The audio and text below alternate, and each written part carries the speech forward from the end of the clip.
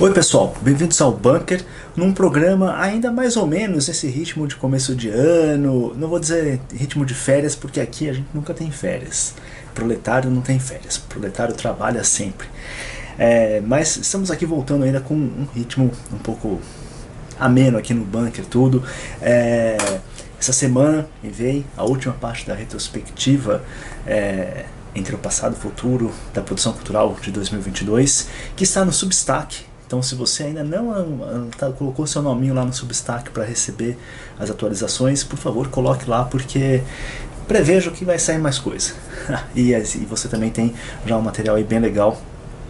Modéstia à parte, recebi elogios de muita gente que eu considero pra caramba, assim, considero como pessoas que realmente têm um apuro, né, intelectual, que gostam assim dessas discussões, da aventura da grande conversação, e realmente fiquei muito empolgado, assim, o pessoal foi bem generoso com os elogios, então só tenho a agradecer e convidar vocês para assinarem lá o Substack. Fiquei muito feliz aí que muita gente mandou sugestões de pautas, de ideias para o programa, assim, para a gente começar esse começo aqui de 2023, então as ideias já estão fluindo, já estão anotadas, vou tentar cumprir, se não todas, pelo menos a maioria.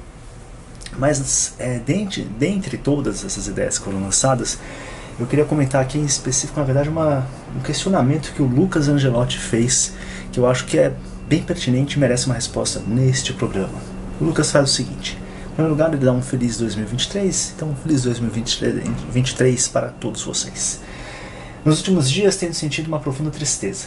Sempre fui um grande admirador da cultura americana e acreditava que esse sentimento patriótico deveria ser emulado no Brasil. Mas percebi como isso não faz sentido. Como você lida com esse sentimento de não pertencimento e falta de identidade. Nunca me senti tão exilado. Meu caro, antes de tudo, o exílio é a condição humana por natureza. Nós somos exilados do paraíso, nós somos exilados do convívio, né? Desse convívio sereno no paraíso, aquela coisa toda. Então, a condição humana histórica é essa condição de sermos exilados nessa terra, mais ainda morando no Brasil, obviamente, né? Essa questão de querer emular o sentimento patriótico americano, tudo, realmente eu entendo isso. Ao mesmo tempo, eu já cheguei à conclusão há muitos anos atrás de que isso não faz o menor sentido, a gente querer emular esse sentimento, porque as relações sociais, a relação com a política, a relação com a própria construção da sociedade é muito diferente, né, entre os Estados Unidos, o que a gente é aqui, ou outros países como a Inglaterra. O Brasil sempre teve uma tradição, se você for pensar assim, de rompimentos institucionais e do acordo entre a comunidade. Então você tem aí um país que era uma colônia, aí rompe a colônia, vira o império, aí tem o império, aí o Pedro I sai fora, larga aqui o filho dele, sempre esses rompimentos. Aí você tem o golpe da República, e aí você tem, por exemplo, o José Murilo de Carvalho trata isso muito bem, uma relação em que as elites tratam o povo como bestas, num livro chamado Especializados. Essa relação de considerar, de pensar esse distanciamento entre as elites e as elites políticas, intelectuais e a população, também está muito presente no romance do Euclides da Cunha, Os Sertões, vale a pena ler também. Então, e além, mas você tem a República, aí você tem Vargas, aí você tem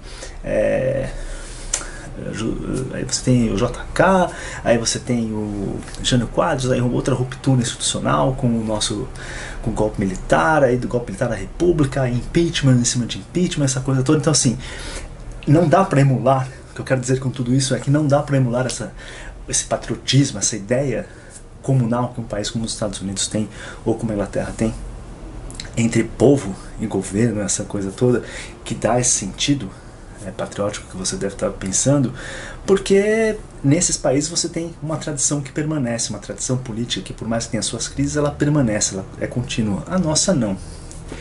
Mas, para não ficar só no desconsolo e na tristeza desse exílio, eu acho que vale muito a pena também, e é uma coisa que é um exercício que eu faço aqui no Bunker, na minha própria vida, que é de como lidar com isso, né, que você comenta aqui. E uma das respostas você encontra talvez nesse livrinho aqui, A Voz da Educação Liberal, do Michael Oakeshott, que inclusive eu cito no último pedaço da resenha que eu fiz de 2022, mas eu vou ler esse trecho para você porque acho que ele nos ajuda a lidar com este exílio, que é o seguinte, vou ler aqui para você, vai fazer sentido. Ele está falando aqui sobre a educação de ser iniciado no mundo da cultura, no mundo do espírito da cultura, tá? Resumidamente.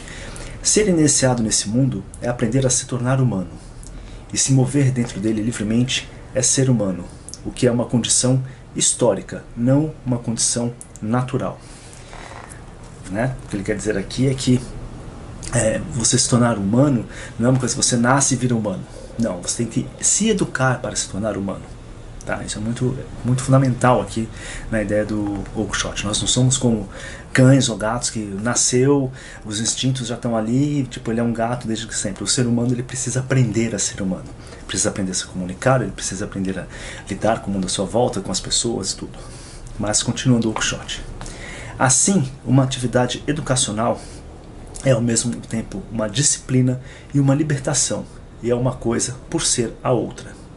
É o difícil exercício de aprender por meio do estudo, em uma contínua e exigente redireção da atenção e no refinamento da compreensão, que exige humildade, paciência e coragem. E aqui a parte importante que entra exatamente nisso que a gente está falando sobre viver neste país, nessa contingência que é ser brasileiro. Sua recompensa é uma emancipação do mero... Vou recomeçar. Sua recompensa é uma emancipação do mero fato da vida, das contingências imediatas do local e época de nascimento, da tirania do momento e da servidão de uma condição meramente momentânea. A recompensa de uma identidade humana e de um caráter, em certa medida, capaz da aventura moral e intelectual que constitui uma vida especificamente humana. E que transcende, como ele fala muito bem aqui, as suas condições, essas condições momentâneas de local de nascimento, de momento histórico, tudo. Então você consegue, através da educação, através do estudo, através da sua disciplina pessoal, da sua busca por isso aqui, transcender este momento, essas contingências da nossa vida. E eu acho que isso aqui é fundamental, é uma coisa que me dá um certo alento, diria a salvação pela arte, uma forma assim, né, uma salvação entre aspas, pode ser mais ou menos isso. E eu espero que você, Lucas, não fique tão triste por nascer no Brasil, pelo simples fato de que assim, é a nossa história, é o nosso momento, mas você tem essas possibilidades, e aqui no Bunker a gente conversa muito sobre isso, de romper essas coisas, de ficar um pouco fora, de conseguir se enxergar um pouco fora, né?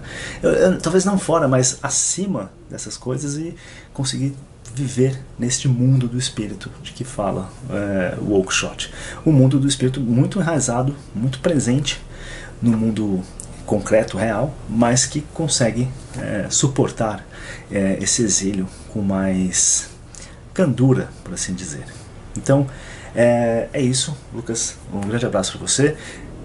Estamos aí, pessoal, por favor, continue acompanhando o Bunker, e a gente volta na semana que vem, quem sabe com um programa mais temático, alguma coisa assim, mas vamos ver, depende também de vocês comentarem aí. Vamos lá, um grande abraço, gente, tchau.